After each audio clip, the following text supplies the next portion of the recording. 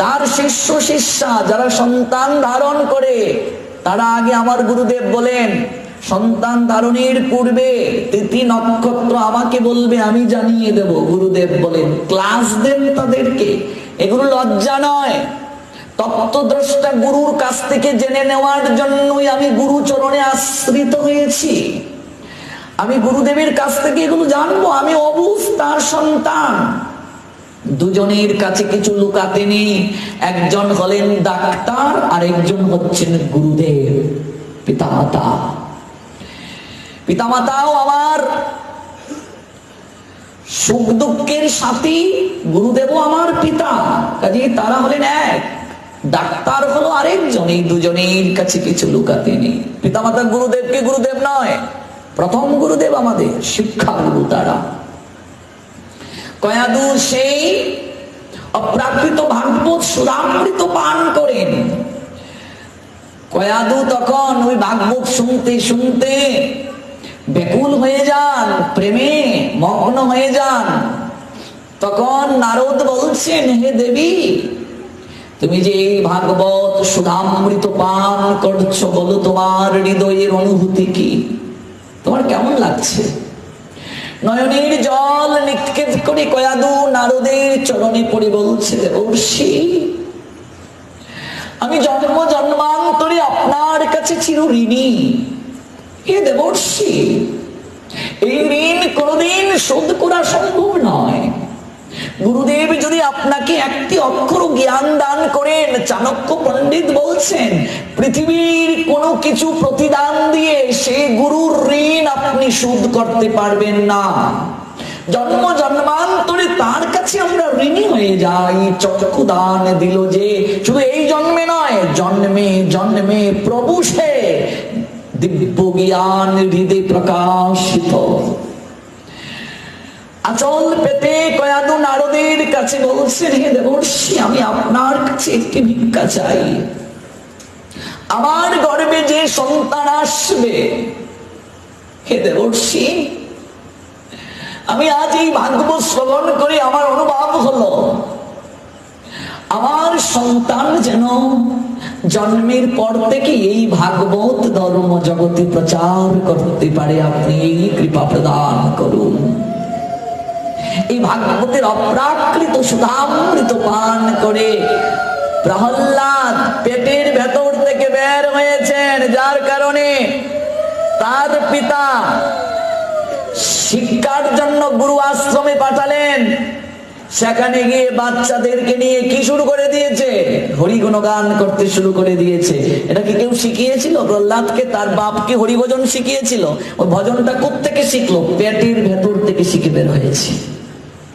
আর আমাদের শ্বশুর শাশুড়িরা বলে, সাবধান, প্রণাম দিবি না, গর্ভবতীকে ঠাকুর ঘরে যেতে দিতে হবে না, ভগবানের সেবা দিবি না, একাদশী করতে হবে না। তাহলে আমার সন্তান অসুখ হবে না তো হবে কি? আমি অখাদ্য খাচ্ছি, কুখাদ্য খাচ্ছি, খারাপ চিন্তা করছি, ভগবানের গুণগান করা যাবে না, আর গর্ভবতী হয়ে হিন্দি গান দেখা যাবে টিভিতে, খারাপ চিন্তা করা যাবে। তাহলে আমার সন্তানের মাঝে সেই প্রভাব পড়বে না তো কি হবে? কাজেই এই যে ভাগবত থেকে জানালাম, আজ থেকে আমরা এই শিক্ষা নিয়ে যাব, গর্ভকালীন সময়ে আরো বেশি করে ভগবানের গুণ কীর্তন করব, হরিনাম করব, কৃষ্ণ নাম করব, কৃষ্ণ প্রসাদ গ্রহণ করব। তাহলে সন্তানের মাঝেও সেই প্রভাব পড়বে। 7 মাস হয়ে গেলে সেই মা অন্ধকার ঘরে শয়ন করবে না। কয় মাস? 7 মাস। 7 আর 8 এই 2 মাস অত্যন্ত সতর্কতার সঙ্গে থাকবে। 7ম মাসেতে জীব নানা ক্লেশে রয়, তাহা দেখি পরমাত্মা গুরু দয়াময় চৈতন্য করিতে জীবকে সাক্ষাৎ দিল, মহামন্ত্র দিয়া জীবকে চেতন করিল। এগুলো তত্ত্ব রসামৃত জ্ঞান মঞ্জুরিতেও পাবে। কি করে? জীবাত্মার সঙ্গে পরমাত্মার মিলন হলো গর্বে। এই গর্ভাবাসে জীব তুমি কত কষ্ট পাও, গর্ভাবাস ছাড়ি তুমি জম্বুদ্বীপে যাও, এই জগতে তুমি যাও। আমরা কথা দিয়েছি এই সময়। মনে রাখবে, যেদিন থেকে গর্ভ ধারণ হয়ে গেল সেই দিন থেকে স্বামী স্ত্রী ভ্রাতা ভগিনীর মতো সম্পর্ক রাখবে। কখনো কামনার ভাব থাকবে না স্ত্রীর প্রতি সন্তান গর্ভে থাকাকালীন অবস্থায়, তাহলে সেই সন্তান কামুক প্রকৃতির হয়ে বের হবে। অন্ধকার ঘরে থাকবে না, আলো জ্বালিয়ে ঘুমাবে 7 মাস থেকে 6 মাস পার হয়ে গেল। খারাপ চিন্তা করবে না। এই সময় যদি কোনো মহাপুরুষের চিত্রপট বারবার দর্শন করো, লীলামৃত স্মরণ করো, সেই সন্তানের চেহারাটা পর্যন্ত অনেকটা তার মতো হয়ে যায়। এত কথা আছে, আমি যদি এই বিষয়ে আলোচনা করি তাহলে শেষ হয়ে যাবে সময়। কত কথা লেখা আছে শাস্ত্রে।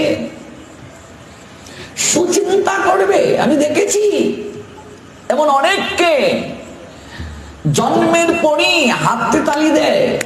অনেক বাচ্চা দেখবে কীর্তন দেখলে হাতে তালি দিচ্ছে, অনেক বাচ্চাকে জোর করে হাতে তালি দেওয়ানো যায় না।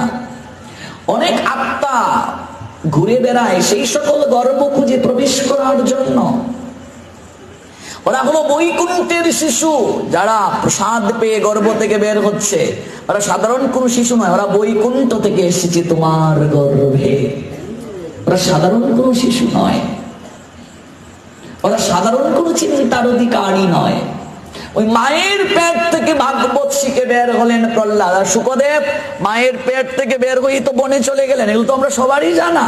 পিতা ডাকছেন, হা পুত্র পুত্র, প্রতিধ্বনি হয়ে ফিরছে, পিতার দিকে ফিরেও তাকাচ্ছেন না শুকদেব গোস্বামী পাদ। আচ্ছা, অভিমন্যু চক্রবুহে যাওয়ার রাস্তা কোথায় শিখিয়েছিলেন? মায়ের পেট থেকে সুভদ্রা গর্ভকালীন অবস্থায় শুনেছেন। বের হওয়ার রাস্তা অর্জুন বললেন, কিন্তু সুভদ্রা ঘুমিয়ে গিয়েছিলেন। মনে রাখবে, ভাগবত আসরে এসে যারা ঘুমিয়ে যায় তারা সবচেয়ে বড় পাপ করে। এমন অনেক আছে কি নেই? আমি কিন্তু দেখতে পাচ্ছি অনেককে। তাই মাঝে মাঝে বলুন ধ্বনি হরি ধ্বনি করতে হয়, তাহলে ওই কলির শিষ্য নিদ্রা ভয় পেয়ে পালিয়ে যাবে। অভিমন্যুর মৃত্যুর পিছনে যতগুলো কারণ, তার মধ্যে ওই মায়ের নিদ্রাটা অন্যতম কারণ। যদি মা নিদ্রা না যেতেন, বের হওয়ার রাস্তা জানতেন কি জানতেন না? সব তো মায়ের পেট থেকে শিখলো। আর আমাদের গুরুজন বলে তোমরা গর্ভ অবস্থায় কিছু করিও না, হরিনাম করিও না। তাহলে আমরা ভুল করছি না? শাস্ত্র ভুল বলছে। হ্যাঁ, হরি বল। গর্ভকালীন অবস্থায় আরো বেশি করে হরিনাম করবে। এতদিন আমরা ভুল করেছি, আর ভুল করব না। আর এখানে যারা বিবাহিত হয়নি, আমাদের বয়সী ছেলে মেয়ে আছে, ওরা তো আজ জেনে যাচ্ছে। ওরা নিশ্চয়ই সঠিকভাবে নিজের জীবনকে পরিচালনা করবে।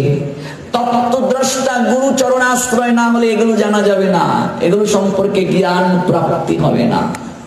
এবার চলো দুর্যোধনের প্রসঙ্গে ফিরে যাই। দুর্যোধনকে আমরা শুধু দোষারোপ করছি। এই দুর্যোধন আদি সকল ভ্রাতা পিতামাতার লালসার ফসল তারা। ধৃতরাষ্ট্র সন্তান প্রাপ্তি হৃদয়ে মাঝে লালসা অনুভব করেছে রাজ সিংহাসনের জন্য। গান্ধারী যখন তিনি অন্তঃসত্ত্বা, বারংবার ধৃতরাষ্ট্র এসে চাপ প্রয়োগ করেছে গান্ধারীকে, সন্তান কেন জন্ম হচ্ছে না? 10 মাস 10 দিন পেরিয়ে গেল, সন্তান হচ্ছে না। বড় ছেলেটাই তো রাজা হয়। সন্তান যদি আমার এখন না হয়, পরে সেই সন্তান হলে আমার সন্তানের কোনো প্রয়োজন নেই। গান্ধারীকে কত মানসিক ভাবে নির্যাতন করেছে। মনে রাখবে, গর্ভবতী কোন নারীকে তার স্বামী, পরিবার, শ্বশুর শাশুড়ি, ননদীকে উদ্বেগ দেবে না, এটা পাপ বলে গণ্য। ডাক্তাররাও গেলে বলে তোমার স্ত্রীকে উদ্বেগ দেবে না, বলে কি বলে না? গর্ভকালীন অবস্থায় তাকে কখনো কুচিন্তা করতে দেবে না, ভারী কাজ করতে দেবে না। এগুলো ভাগবতেরই ফর্মুলা। গান্ধারীকে শারীরিক মানসিক নির্যাতন করা হলো। যখন কুন্তী দেবতার প্রসাদে পুত্র লাভ করেছেন জানতে পারলো ধৃতরাষ্ট্র, তখন গান্ধারীকে গিয়ে বলছে আমার সন্তানের কোনো দরকার নাই, যে সন্তান রাজাই হতে পারবে না সেই সন্তান দিয়ে আমার হবেটা কি? তাহলে সেই সন্তান কি পিতা হওয়ার জন্য না রাজ সিংহাসনের জন্য? গান্ধারীকে ধাক্কা মেরে ফেলে দেয়া হলো। অতঃপর শিব মন্দিরের নিকটে গিয়ে গান্ধারী কাঁদছে মহাদেবের চরণে পড়ে, যে তুমি আমায় এত কষ্ট দিচ্ছ, তুমি না আমায় বর দিয়েছিলে, এই তোমার বর। শকুনিকে বলছে তোমার ভগিনী আমায় ঠকিয়েছে, তোমরা মিথ্যে প্রবঞ্চনা করে তোমার বোনকে দিয়েছ আমার কাছে, আর বর প্রাপ্তি এটা ছলনা মাত্র, এটা মিথ্যে। গান্ধারী মনের দুঃখে একটা পাথর খণ্ড দিয়ে গর্ভের মাঝে আঘাত করতে শুরু করেছে। দেখো পেটের ভিতরে এত লাঞ্ছনা গঞ্জনা কষ্ট পেয়ে যে সন্তান বের হয়, সেই সন্তান কি ভালো মনের অধিকারী হবে? সেই সন্তান ধার্মিক হবে? অথচ কুন্তী স্নান করে পবিত্র মনে দুর্বাসা থেকে প্রাপ্ত মন্ত্র জপ করে দেবতাকে আহ্বান করলেন, সেই দেবতার বরে সন্তান পেলেন। আমরা এই কথাগুলো সমাজকে জানাই না, শুধু পুত্র কন্যাকে আমরা দোষারোপ করি। আসল জায়গায় ফিরে যেতে হবে। পাথর দ্বারা আঘাত করলেন গর্ভে, গর্ভপাত হয়ে গেল, একটা মাংস পিণ্ড প্রসব করলেন গান্ধারী, সন্তানের জন্ম হলো না। ছড়িয়ে গেল সেই সংবাদ, ধৃতরাষ্ট্র খুব দুঃখ পেলেন, গান্ধারীও দুঃখ পেলেন। তখন কৃষ্ণদ্বৈপায়ন বেদব্যাসকে আমন্ত্রণ করা হলো। বেদব্যাস বললেন 100টা সন্তান কোন নারীর পক্ষে জন্ম দেওয়া সম্ভব নয়। কোন বাঙালি মেয়ে 100টা সন্তান কি করে জন্ম দেবে? গান্ধারীর বাড়ি বর্তমান আফগানিস্তান। এই আফগানিস্তানটাই ছিল গান্ধার রাজ্য, এটা ভারতেরই অংশ ছিল আফগানিস্তানটা। আজ সেটা হিন্দু শূন্য, একটাও হিন্দু নাই। ভাবা যায় হিন্দু গেল কোথায়? ওদের পূর্বপুরুষদের শরীরে হিন্দুদেরই রক্ত বইছে। ছুঁয়ো জাত যাবে, কে বড় কে ছোট, এখনো আমরা এই নিয়ে পড়ে আছি। অথচ নিজের অস্তিত্বকে যে আমরা হারিয়ে ফেলছি এই নিয়ে কারো চিন্তা নাই। কোন আলোচককে নিজের ধর্ম রক্ষায় কোনো কথা বলতে শুনি না, শুধু লীলা কথা বলে বলে চলে যায়, রাধা কৃষ্ণের প্রেমের লীলা। কোন আলোচককে এই কথাগুলো পাঠে বলতে শুনি না। ধর্ম ত্যাগ করলে কি হয়, নিজের ধর্ম প্রতিপালন করে কি করে একজন ভক্ত হবে, কি করে নবীন একটা সনাতনী হিন্দু ধীরে ধীরে কৃষ্ণ ভক্ত হবে, কি করে নিয়ম পালন করবে, কি করে আচরণ করবে, এই শিক্ষাগুলো আমরা ভাগবতে দেই না। হাজার হাজার আলোচক আছে, কিন্তু কম সংখ্যক লোককে এই কথাগুলো বলতে শোনা যায়। এটা আমাদের জন্য দুর্ভাগ্য, এটা আমাদের জন্য লজ্জার বিষয়। দিন দিন আমরা কমছি, দিন দিন আমরা কমছি। আর হিন্দুদের মাঝে আরেকটা প্রবণতা, সন্তান ধারণ না করার প্রবণতা, যে একটা হলে আরো ভালো, এরকম একটা প্রবণতা হিন্দুদের মাঝে। তবে আমি বলছি না যে আমি অনেক সন্তান উৎপাদন করব কিন্তু মানুষ করব না, আমি এই কথা বলছি না, ভুল বুঝবেন না। সন্তান গ্রহণের সঙ্গে সঙ্গে এই চিন্তাটাও করা দরকার, আমি তাকে মানুষ করতে পারবো কিনা। আমার কতটুকু জমি আছে, আমি যে 4টা সন্তান নেব, তারা থাকবে কি করে, খাবে কি করে, এই চিন্তাটাও করা উচিত। সন্তান জন্ম দিলাম, মানুষ যদি করতে না পারি আমি পিতা হিসেবে ব্যর্থ, মা হিসেবে ব্যর্থ। ব্যাসদেব বললেন দেবী গান্ধারী সন্তানের বীজ জন্ম দিয়েছে, ওই বীজকে পরবর্তীতে ব্যাসদেব সন্তানে প্রক্রিয়াকরণ করলেন, যেটাকে বর্তমানে টেস্ট টিউব পদ্ধতি বলা হয়। বীর্য আর রজকে কালেকশন করে যেমন টেস্ট টিউব পদ্ধতিতে সন্তান হয়, যে সকল মায়েরা গর্ভধারণে ডিজেবল তাদেরকে নিয়ে এই টেস্ট টিউব সিস্টেম বর্তমানে ডাক্তাররা নাম দিয়েছে, বিজ্ঞান নাম দিয়েছে।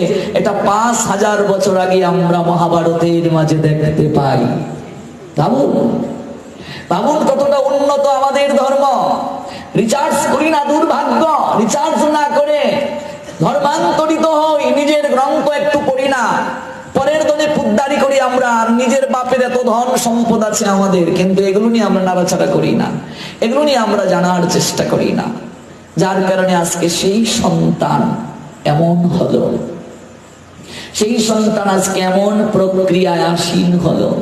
কোথা থেকে গেলাম এত দূর? পুত্র মূত্র একই জায়গা থেকে নির্গত হয়। সেই পুত্র মূত্র তুল্য যে পিতামাতাকে পুত নামক নরক থেকে উদ্ধার করার শক্তি রাখলো না। এই প্রসঙ্গ কোথা থেকে এলো? কুবের আজ তিনি দুঃখ পাচ্ছেন, আমার পুত্র নলার মণিগ্রীব আজকে তারা সে অর্থকে অপব্যবহার করে ব্যবসা নিয়ে নগ্ন হয়ে জল ক্রীড়া করছে।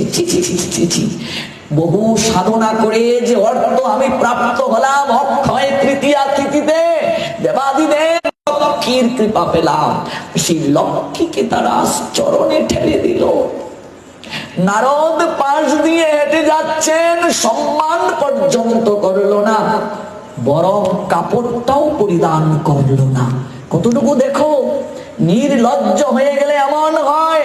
সাধু পাশ দিয়ে যাচ্ছেন, সাধারণ সাধু নয়, দেবর্ষি নারদের মতো সাধু, অথচ নগ্ন হয়ে মদ খেয়ে মাতলামি করছে, সরোবরের মাঝে পড়ে।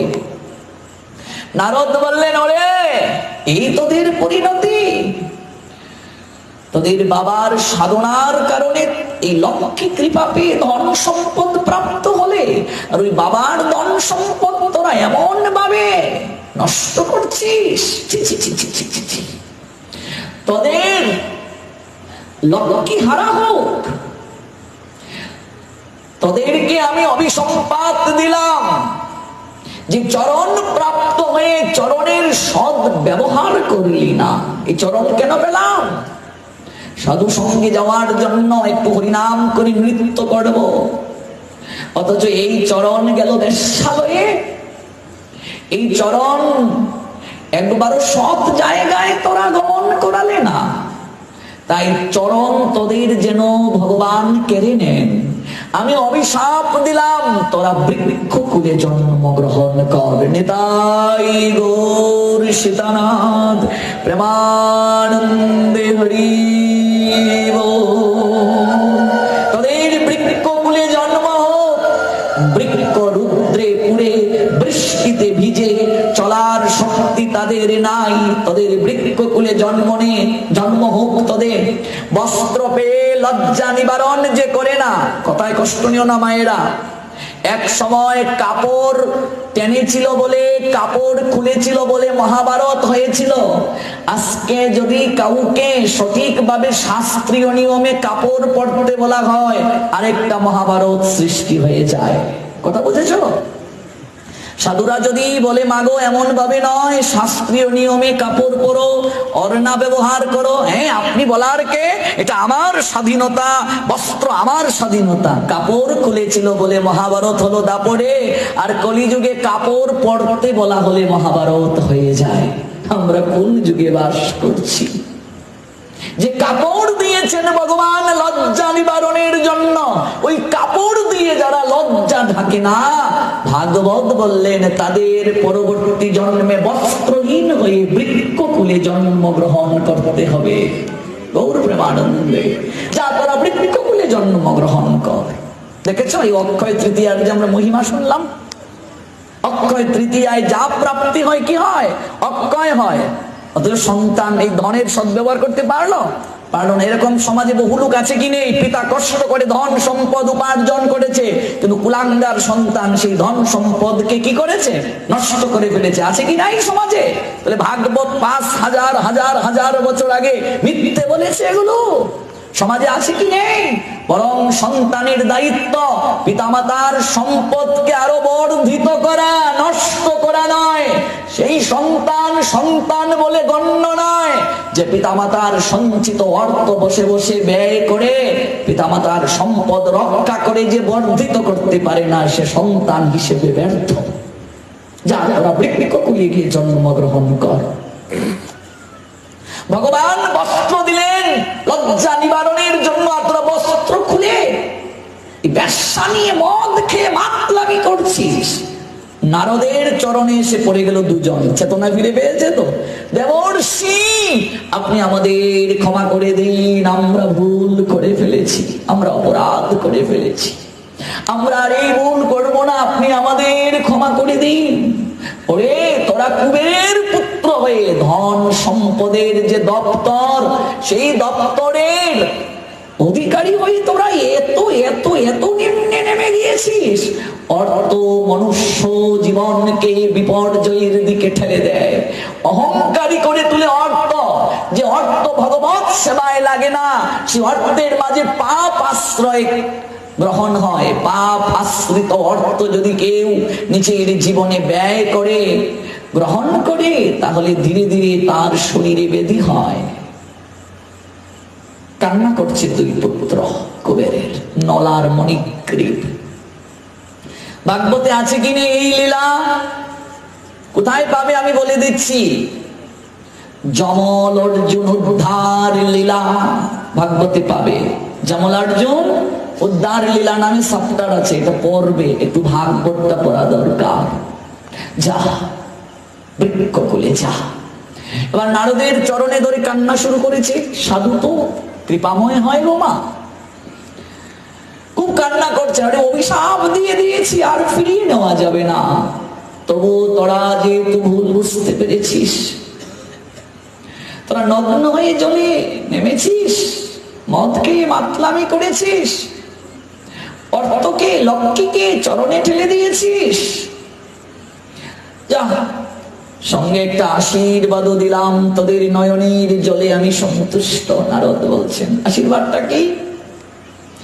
তোদের এমন জায়গায় জন্ম হবে রে, বৃক্ষকুলে তোদের যেতেই হবে, কিন্তু তোদের এমন জায়গায় জন্ম হবে, যে আঙ্গিনায় তোদের জন্ম হবে, সেই আঙ্গিনায় অনাদির আদি শ্রী গোবিন্দ ভগবান লীলা বিলাস করবেন।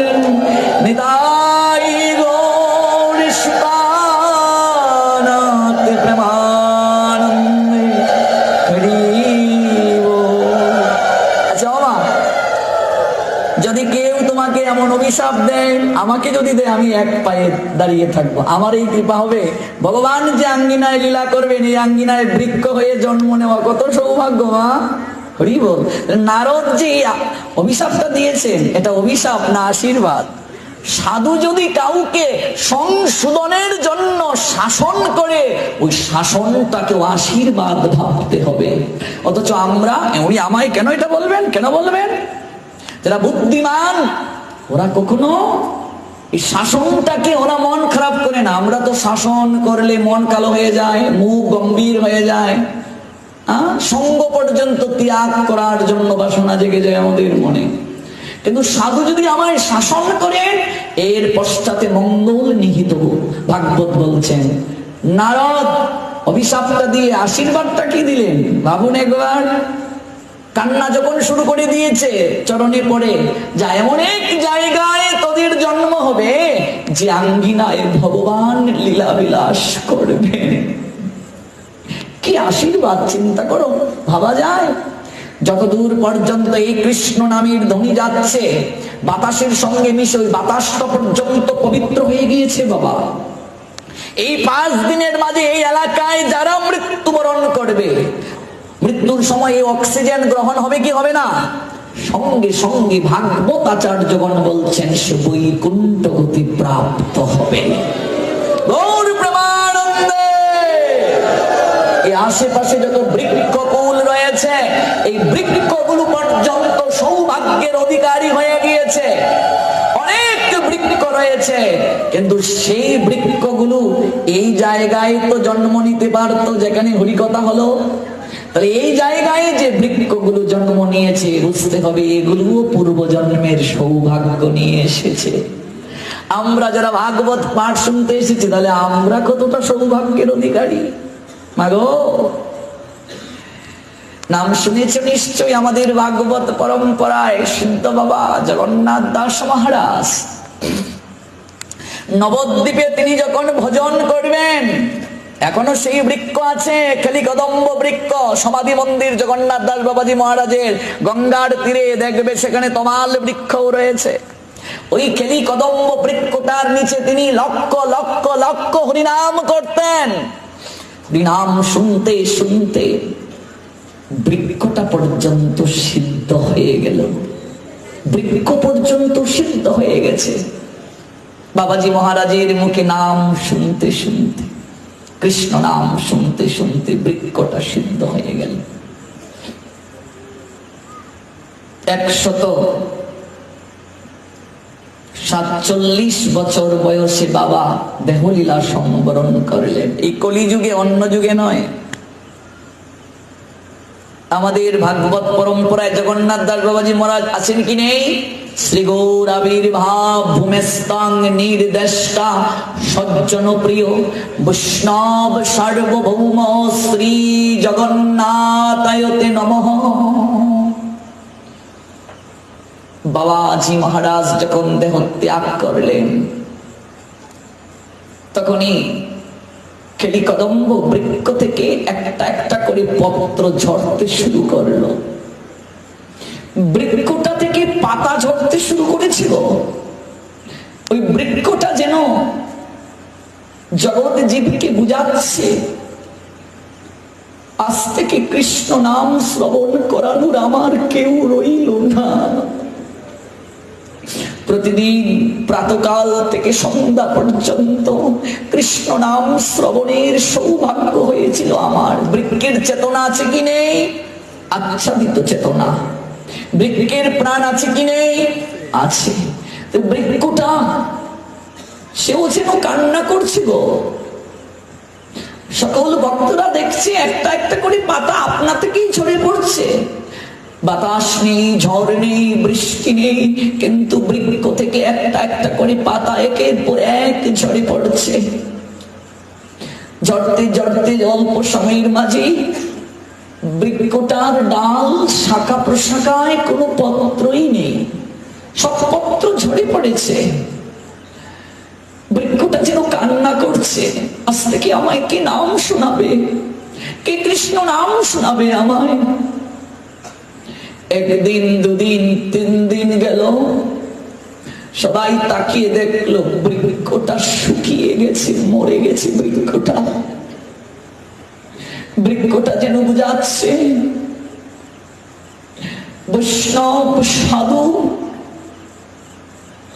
যার কর স্পর্শ, চরণ স্পর্শ, নাম স্পর্শ পেয়েছি, বহু জন্মের সৌভাগ্যের কারণে আমি বৃক্ষকুলে জন্ম নিলাম। কত বৃক্ষট ছিল, কিন্তু আমার কেন এমন সৌভাগ্য হলো, আমার ছত্র ছায়ায় কৃষ্ণ নাম শ্রবণ করানোর সুযোগ হলো। আজ আমি বঞ্চিত হলাম, আমি চাই না আর এই দেহ। তাই বৃক্ষটাও মরে গেল।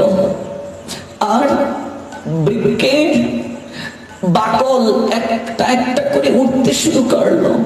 সবাই দেখতে পাচ্ছে বাকল উঠছে, আর বৃক্ষের গায়ের মাঝে হরে কৃষ্ণ মহামন্ত্র অঙ্কিত হচ্ছে।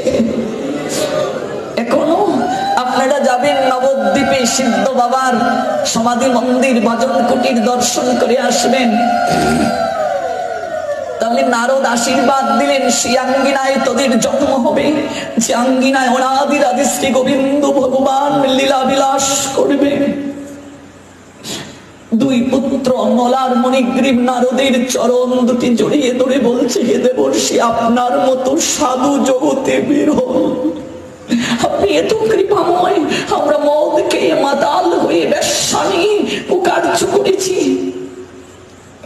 আর আপনি আমাদের নয়নের জলে সন্তুষ্ট হয়ে আপনি আমাদের এই কৃপা করেছেন। হে দেবর্ষি, আপনার চরণ দুটি জড়িয়ে ধরে বলছি, আপনি এত কৃপা করলেন, সঙ্গে আরেকটি কৃপা করুন, আমরা বৃক্ষ কুলে গেলেও যেন সাধু বৈষ্ণবকে কোনোদিন ভুলে না যাই। বৃক্ষ কুলে জন্ম হলেও যেন গুরু বৈষ্ণব ভগবানের প্রতি আমাদের রতি থাকে, মতি থাকে, পূর্ব জন্মের কথা যেন আমরা স্মরণ করতে পারি। সেই বৃক্ষ ধন্য গোমা, যে বৃক্ষের ফল গোবিন্দের ভুগে লাগে। কানন কান্তারে কত পুষ্প ফুটে না মা, যে পুষ্পটা বৃন্তচ্যুত হয়ে গোবিন্দের চরণে দেয়া হয়, যে পুষ্পটা সুতোদার মালা গেতে ভাগবতে পড়িয়ে দেয়া হয়, তার পুষ্পকুলে জন্ম নেওয়ার সার্থক হয়ে যায়। যে ফল গোবিন্দের ভুগে লাগে তার জন্ম সার্থক হয়ে যায়। আর যে মনুষ্য জন্ম গুরু বৈষ্ণব ভগবানের সেবায় লাগে, তার আর জগতে দ্বিতীয়বার আসতে হয় না, তার জীবন ধন্য হয়ে যায়, ধন্য হয়ে যায় তার জীবন। যদি কোনোদিন পুরী ধামে যান, উড়িষ্যায় যান, সেখানে দেখবেন সিদ্ধ বকুল তলা আছে, যে বৃক্ষের নিচে 3 লক্ষ বার হরিদাস ঠাকুর হরিনাম করতেন। জীবনে একটিবার হলে, এক মালা হলেও সেই সিদ্ধ বকুল তলায় গিয়ে হরিনাম করে আসবে বাবা। মনুষ্য জীবনে এর থেকে আর বড় প্রাপ্তি কিছু হতে পারে না। প্রেম ভক্তি মহারাজ নরোত্তম দাস ঠাকুরের লীলা আমরা শুনেছিলাম। তিনি জন্মের পূর্বেই মহাপ্রভু পদ্মায় প্রেম রেখে গিয়েছিলেন। ওই নরোত্তম নিত্যানন্দের অপ্রাকৃত কৃপা পেয়ে ভোরবেলা যখন পদ্মায় স্নান করতে গিয়েছিলেন, দৌড়ে যাচ্ছেন, আর পাশ থেকে যে বৃক্ষগুলো, বৃক্ষ তো আর কথা বলতে পারে না, কিন্তু রসিক আচার্যগণ যখন এই জীবনী লিখলেন, তারা অনুভব করে লিখছেন, ওই বৃক্ষগুলো যেন কেঁদে কেঁদে বলছেন, নরু রে নরু, তুমি তো মনুষ্য জন্ম পেয়েছ, তোমার দুটো চরণ আছে, ওই চরণ দ্বারা তুমি দৌড়াতে পারছো, হাঁটতে পারছো, সাধু সঙ্গে যেতে পারছো, এই চরণ দ্বারা কৃষ্ণ বলে বাহু তুলে নৃত্য করতে পারছো। আমাদের তো এই সুযোগ নাই, আমরা তো এক জায়গায় থাকি, আমরা রুদ্রে পড়ি, আমরা বৃষ্টিতে ভিজি। হে নরোত্তম, তুমি কৃষ্ণ প্রেম লাভ করে আমাদেরকেও কৃপা করিও, আমাদেরকে বঞ্চিত করিও না। যদি কেউ আমাদের পূর্ববঙ্গের রাজশাহী জেলায় যান, নরোত্তম দাস ঠাকুরের আবির্ভাব স্থানে খেতুড়িতে একটা জায়গা আছে যার নাম প্রেমতলা, ওই জায়গায় দেখবে একটা তমাল বৃক্ষ আছে। ভোরবেলা গিয়ে নরোত্তম দাঁড়ালেন পদ্মার তীরে, কেঁদে কেঁদে পদ্মাকে বলছেন, হে পদ্মা, তুমি সযতনে কতকাল ধরে কৃষ্ণ প্রেম তুমি ধারণ করে এসেছো, আজ আমি এসেছি তোমার কাছ থেকে ওই প্রেম লাভ করতে, তুমি আমায় বঞ্চিত করিও না। গায়ের বরণ কালো ছিল নরোত্তমের, জলের মাঝে যখন নরোত্তম নামলো, নরোত্তমের চরণ স্পর্শ পেয়ে পদ্মা প্রেমে ঢেউ খেলতে শুরু করেছে। সাধুর চরণ ধুলির এত ক্ষমতা, ওই ধুলি প্রাপ্ত হয়ে পদ্মা ঢেউ খেলছে। হা গৌরাঙ্গ প্রাণ গৌরাঙ্গ বলে যখন নরোত্তম জলের মাঝে ডুব দিলেন, নরোত্তম দেখলেন এক গৌরবরণ কিশোর এসে নরোত্তমকে প্রেমালিঙ্গন প্রদান করল। আসো নরোত্তম, কতকাল ধরে আমি প্রেম রূপে দুটো বাহু তুলে অপেক্ষা করেছি, আমার বুকে আসো নরোত্তম। এই বলে প্রেমালিঙ্গন দিলেন শ্রী গৌর সুন্দর প্রেম ভক্তির মহারাজ নরোত্তমের সঙ্গে। অপ্রাকৃত প্রেম পরশ পেয়ে, প্রেমালিঙ্গন পেয়ে নরোত্তম দুটো বাহু তুলে আসে, বলছে হরি বল হরি বল হরি বল। দুটো বাহু তুলে নরোত্তম নৃত্য করছে, ওই প্রেমালিঙ্গন পেয়ে প্রেম লাভ করেছে। ওই পদ্মার তীরে একটা অর্ধ শুকনা তমাল বৃক্ষ, একেবারে মরে নাই, আছে না এমন বৃক্ষ, কিছুটা মরে গেছে, কিছুটা প্রাণ আছে, কয়েকটা পাতা সবুজ, বাকিটা মরে গেছে। ওই বৃক্ষটা ছিল পদ্মার তীরে। নরোত্তম দাস ঠাকুর প্রেমে আপ্লুত হয়ে দিক বিদিক জ্ঞান হারিয়ে নৃত্য করতে করতে কখন যে ওই বৃক্ষটাকে সঙ্গে এসে জড়িয়ে ধরলেন। আমরা মানুষ হয়ে আমরা মানুষের সঙ্গে আলিঙ্গন করতে লজ্জা পাই, সাধু সঙ্গে গিয়ে, অথচ নরোত্তম গিয়ে ওই বৃক্ষটাকে প্রেম আলিঙ্গন প্রদান করলেন। বৃক্ষটাকে যখন জড়িয়ে ধরলেন নরোত্তম, সঙ্গে সঙ্গে বৃক্ষটা জীবন্ত হয়ে গেল প্রেম লাভ করে। বৃক্ষটাকে আলিঙ্গন দিলেন নরোত্তম।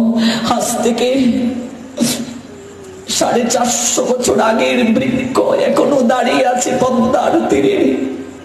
যদি কোনোদিন সুযোগ হয়ে যাওয়ার, দর্শন করে আসবেন, পদ্মার তীরে সেই তমাল বৃক্ষ দাঁড়িয়ে আছে। ওই বৃক্ষটা প্রেম লাভ করলো, সেই জায়গার নাম হলো প্রেমতলী। বর্তমানে রাজশাহী জেলা গুদাগাড়ি উপজেলা। প্রেমতলী খেতুরি থেকে 3 কিলোমিটার দূরে এখনো সেই বৃক্ষ দাঁড়িয়ে আছে। নরোত্তমের প্রেম স্পর্শ পেয়ে, করস্পর্শ পেয়ে, অঙ্গ স্পর্শ পেয়ে ওই বৃক্ষ জীবন্ত হয়ে গেল। তোমার জীবনে এমন যদি কোনো ভজন সিদ্ধ সাধুর অঙ্গ পরশ পেতে পারো, সাধু সঙ্গে গিয়ে চরণদুলি সাধুর নিতে নিতে, সাধুর অঙ্গ স্পর্শ করতে করতে, আলিঙ্গন দিতে দিতে, কবে যে তুমিও সাধু হয়ে যাবে নিজেও জানতে পারবে না। রাজার বাড়ির কুকুরটা কবে যে রাজার কুকুর হয়ে যায় কুকুরটা নিজেও জানে না। একটা বেওয়ারিশ কুকুর কোথা থেকে এসে ওই রাজার বাড়ির আঙ্গিনায় পড়ে রইল। এক কর্মচারী কুকুরটাকে লাঠি দিয়ে আঘাত করে তাড়িয়ে দিচ্ছে, কুকুরটা যাচ্ছে না, ঘেউ ঘেউ করে আবার শুয়ে পড়লো, আবার ঘা দিয়েছে কয়েকটা লাঠি দিয়ে, যাচ্ছে না। মহারাজ বলছেন, কিরে কুকুরের ঘেউ ঘেউ? মহারাজ, কোত্থেকে একটা কুকুর এসেছে, মারার পরেও যাচ্ছে না। মারিস না রে, কোন জন্মে ওই কুকুরটার সঙ্গে হয়তো এবারের কিছু ছিল, ঋণ শোধ করতে এসেছে, ওকে তাড়িয়ে দিস না, থাক থাক এখানেই থাক। মহারাজ খাবারের পর কর্মচারীকে বলেন, একটু খাবার ওই কুকুরটাকেও দিস। এইভাবে রাজার বাড়ির আঙ্গিনায় বেওয়ারিশ কুকুরটা পড়ে থাকছে। একদিন অন্য এক জায়গা থেকে একটা কুকুর এসে রাজার বাড়ির কুকুরটাকে কামড়াচ্ছে। মহারাজ শুনতে পেরে বলছেন, ওরে আমাদের কুকুরটাকে মারছে কে রে, আমাদের কুকুরটাকে মারছে কে? রাজার বাড়িতে পড়ে থাকতে থাকতে এই কুকুরটা কবে যে রাজার কুকুর হয়ে গেছে কুকুরটা নিজেও জানে না। তাই আজ রাজা বলছে, আমাদের কুকুরটাকে মারছে কে রে? এমন করে গুরু বৈষ্ণব সাধু সঙ্গে পড়ে থাকতে থাকতে কবে যে তুমি ভগবানের হয়ে যাবে তুমি নিজেও জানবে না। এমন করে সাধু সেবা করতে করতে, সাধুর চরণে পড়ে থাকতে থাকতে তুমি যে কবে ভগবানের হয়ে যাবে তুমি নিজেও জানবে না। সাধুগণ ভগবানের প্রাণ। সাধু অঙ্গে আঘাত লাগলে ভগবানের অঙ্গে আঘাত লাগে। সাধু সেবা করলে ভগবান সন্তুষ্ট হন, ভগবান কৃপা করেন। তাই ওই বেওয়ারিশ কুকুরটা যখন এসে রাজার বাড়িতে আশ্রিত কুকুরটাকে কামড়াচ্ছে, রাজা বলছেন, ওরে আমাদের কুকুরটাকে কে মারছে রে, ওকে তাড়িয়ে দে। কুকুরটা নিজেও জানে না ওই বাড়িতে প্রথম তাকে তাড়িয়ে দিয়েছে, সে যায় নাই, আবার ঘা দিয়ে মেরে তাড়িয়ে দিয়েছে, যায় নাই। থাকতে থাকতে কবে রাজার কুকুর হয়ে গেছে। সাধুর সঙ্গে এমন করে থাকো, গুরুদেবের চরণে এমন করে থাকো, বৈষ্ণব চরণে এমন করে থাকো, দেখবে কবে যে তুমি গুরু বৈষ্ণব ভগবানের হয়ে যাবে তুমি নিজেও জানতে পারবে না। ধন্য হয়ে যাবে এই মনুষ্য জীবন, জীবন ধন্য হয়ে যাবে গো। আর জীবন সফল তার কৃষ্ণ দর্শন যার ভাগ্যে হইয়াছে একবার, সেদিন আর বেশি দূরে নয়। তাই এই আশীর্বাদ নারদের প্রাপ্ত হয়ে নলার মণিগ্রীব নারদের চরণ ধরে বলছে, যেন পূর্ব স্মৃতি বিলোপ না হয়। ওই নলার মণিগ্রীবে সে জন্ম নিল, নন্দ মহারাজের আঙ্গিনায় অর্জুন বৃক্ষ হয়ে, বৃক্ষের মাঝে যতগুলো বৃক্ষকে শ্রেষ্ঠ বলা হয়েছে তন্মধ্যে অর্জুন বৃক্ষ, তমাল বৃক্ষ এগুলো শ্রেষ্ঠ। যমল অর্জুন যমজ বৃক্ষ হয়ে জন্ম নিয়েছে, যে আঙ্গিনা থেকে ওরা কৃষ্ণ লীলা দর্শনের সৌভাগ্য পেল।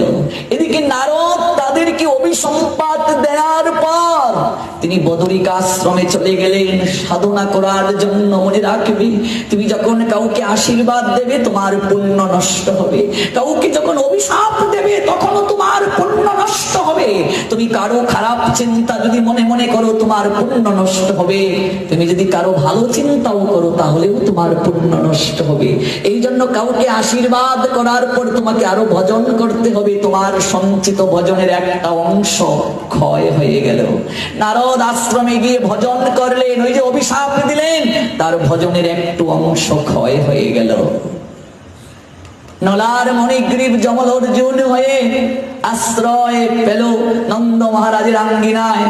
আর ওই আঙ্গিনায় যেদিন যশোমতী মা ননি চুরি করার কারণে গোপালকে উদুকলের মাঝে বন্ধন করলেন, সেদিন ওই বৃক্ষ অপেক্ষা করেছিল কতকাল ধরে। হে গোপাল, আমরা তো পূর্ব জন্মে মনুষ্য জীবন পেয়ে ওই চরণ দ্বারা কোনদিন তোমার কথা যেখানে হয়ে যায় নাই, কোনদিন সাধু সঙ্গ করে নাই, বেশ্যালয়ে গমন করেছি, মদ খেয়ে মাতাল হয়েছি। আজকে এই বৃক্ষকুলে তোমাকে দেখতে পাচ্ছি, কিন্তু তোমার চরণ স্পর্শ করতে পারছি না ঠাকুর। তোমার আঙ্গিনা থেকে দর্শন করতে পারছি, কিন্তু তোমার নিকটে যাওয়ার সামর্থ্য আমাদের নাই।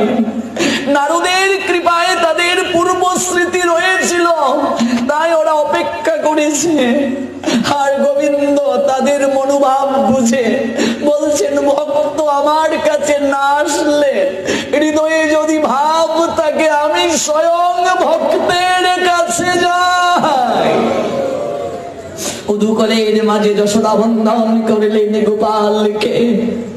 এদিকে হামাগুড়ি দিয়ে উদুকল টানিয়ে নিয়ে গোপাল অগ্রসর হচ্ছেন। ওই দুটো বৃক্ষ যমজ হয়ে যারা জন্মগ্রহণ করেছে, ওই যমল অর্জুন বৃক্ষকে চরণ স্পর্শ দেওয়ার জন্য গৌর প্রেমানন্দে যমল অর্জুনকে উদ্ধার করার জন্য উদুকলে করে বন্ধনকৃত অবস্থায় বাৎসল্য প্রেমের দড়ি দ্বারা বন্ধন করেছেন যশোদা। এটা পাটির দড়ি নয়, এটা অনুরাগের দড়ি, ভক্তির দড়ি, প্রেমের দড়ি, প্রীতির বন্ধন।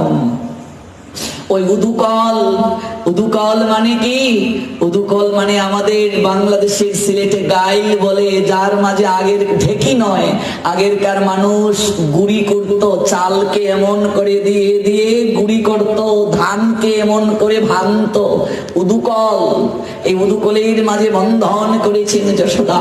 উদুকলটাকে নিয়ে এরকম মাটিতে স্পর্শ করে করে গোপাল সামনে করে অগ্রসর হচ্ছেন। আর ওই দুটি বৃক্ষ করজোড়ে অপেক্ষা করছে, আসো না ঠাকুর, একটিবার তোমার চরণ স্পর্শ দিয়ে আমাদের আবার পুনর্জীবন দান করো, আমরা আর ভুল করব না। ওই চরণ পেয়ে আর কোনোদিন চরণের অসৎ ব্যবহার করব না। ওই চরণ পেয়ে ধন্য হব, আর আবার মানুষ রূপ ধারণ করে দুটো বাহু তুলে আর এই চরণ দ্বারা তোমার গুণ কীর্তন করে নৃত্য গীত করব গৌর প্রেমানন্দে। ভগবান উদুকলে নিয়ে গিয়ে ওই যমল অর্জুন ওই দুটো বৃক্ষের মাঝখানে গেলেন, আর গিয়ে চরণ দিয়ে স্পর্শ করলেন।